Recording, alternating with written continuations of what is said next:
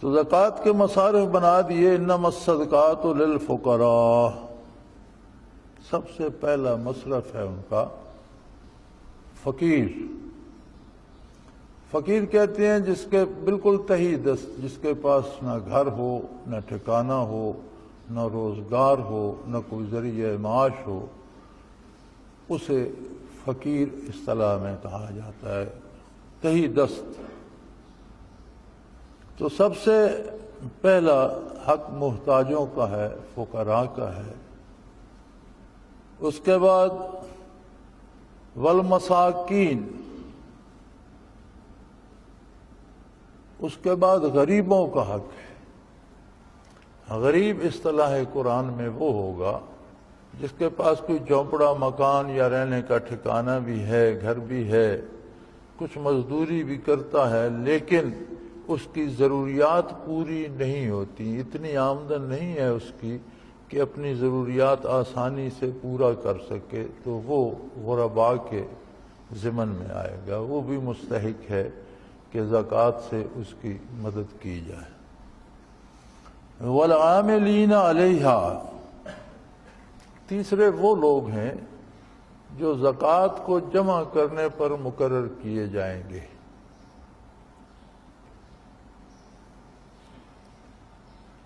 اب جو زکوٰۃ کو جمع کرنے پر مقرر کیے گئے، یہ ضروری تو نہیں کہ فقیر ہوں یا محتاج ہوں، کوئی بندہ بھی اس سٹاف میں بھرتی ہو جاتا ہے اور اس کام پہ لگ جاتا ہے،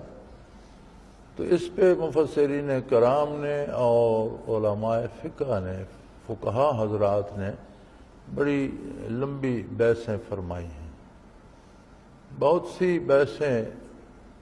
مفتی محمد شفیع رحمۃ اللہ تعالی علیہ نے معارف القرآن میں یکجا کر دی ہیں۔ سب کا حاصل یہ ہے کہ عاملین کو زکوٰۃ جمع کرنے کی تنخواہ نہیں دی جاتی۔ زکوٰۃ کا جمع کرنا تو ایک عبادت ہے، اب عبادت کی اجرت نہیں ہوتی، لیکن چونکہ ان کا وقت لیا جاتا ہے، وہ اور کوئی کام نہیں کر سکتے، مزدوری نہیں کر سکتے، کاروبار نہیں کر سکتے، شب و روز اسی میں مصروف رہتے ہیں، تو یہ جو اجرت انہیں دی جاتی ہے ان کے اس وقت کی اجرت ہے کہ ان سے وقت لیا جاتا ہے۔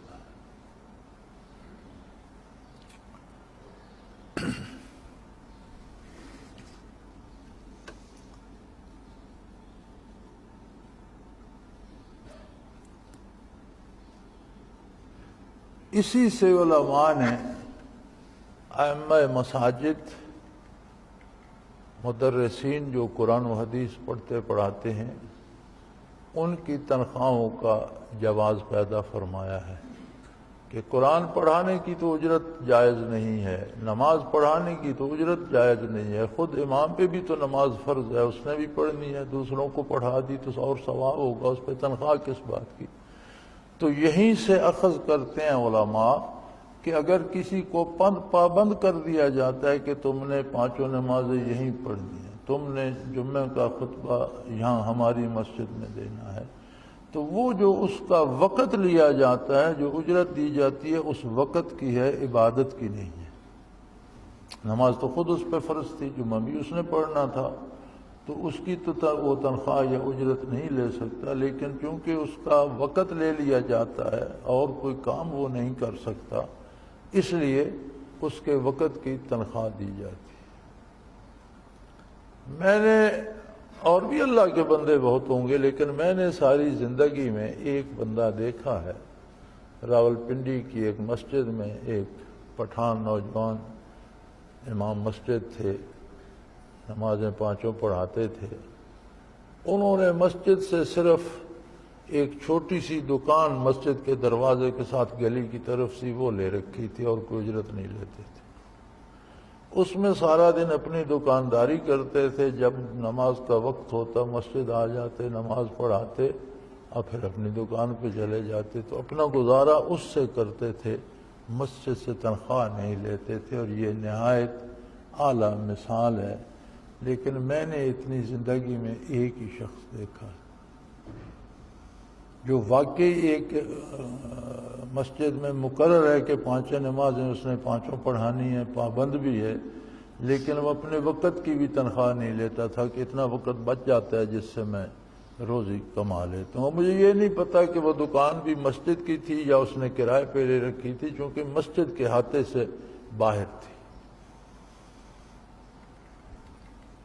تو صحیح طریقہ تو یہ ہے، ائمہ دین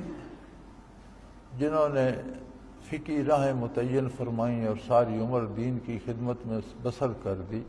ان کی سوانح پڑھیں آپ تو سب نے اپنا کاروبار، ذریعہ معاش، مزدوری کو، تجارت کو، کاروبار کو بنایا اور اس کے ساتھ اپنا سارا وقت دین کی خدمت کے لیے وقف کر دیا. یعنی دین کو ذریعہ معاش نہیں بنایا. تقریباً کم و بیش سارے ائمہ کا یہی حال ہے. شمس الائمہ ایک گزرے ہیں جنہیں اماموں کا سورج کہا جاتا ہے، ان کا ذکر ہی آپ کو ملے گا. شمس الائمہ حلوائی، وہ مٹھائی کی دکان کرتے تھے، اتنی ساری مٹھائی بناتے تھے جس پہ ایک مخصوص رقم خرچ ہوتی تھی، صبح بنا کر رکھ دیتے تھے اور وہ تھوڑی دیر میں بک جاتی تھی. اس میں سے اتنے پیسے آ جاتے تھے جس سے ان کا دن اور رات بسر ہو جائے، اور اتنے بچ جاتے تھے جس کی صبح پھر مٹھائی بن جائے. جب وہ بک گئی تو دکان بند اور امام صاحب اپنی فقہی مجلس میں، اور انہیں شمس الائمہ کہتے ہیں، لیکن اس مزدوری پہ گزارا کرتے تھے. امام مالک رحمۃ اللہ تعالی علیہ تھوڑی سی زمین کی کاشتکاری پہ گزارا کرتے تھے، اس میں سے بھی جو آتا تھا اس کے 3 حصے کرتے تھے. ایک حصہ سال بھر کے اخراجات کے لیے، ایک فی سبیل اللہ خرچ کر دیتے تھے، اور ایک آئندہ سال کی کاشت اور بیج وغیرہ اور مزدوروں کی اجرت کے لیے رکھ لیتے تھے. بلکہ جب کہ ان کے فرزند شاہی قاضی ہو گئے تھے تو اس کے کہاں سے بھی کھانا چھوڑ دیا تھا کہ شاہی تنخواہ میں پتہ نہیں کیا کیا ملا ہوگا، میرے لیے یہ اپنا ٹھیک ہے. تو احسن طریقہ تو یہ ہے، خوش قسمت ہیں وہ لوگ جو روزی معروف طریقے سے کمائیں اور دین کی خدمت کریں، بڑے خوش نصیب ہیں. لیکن دینی علماء اور ائمہ کی تنخواہ کا جواز موجود ہے کہ ان کا وقت سارا ایک طرف لگ جاتا ہے. اب اگر وہ مزدوری پہ نکل جائیں یا کاروبار پہ لگ جائیں تو ادھر کام نہیں ہوتا، اس وقت کی تنخواہ دی جاتی ہے.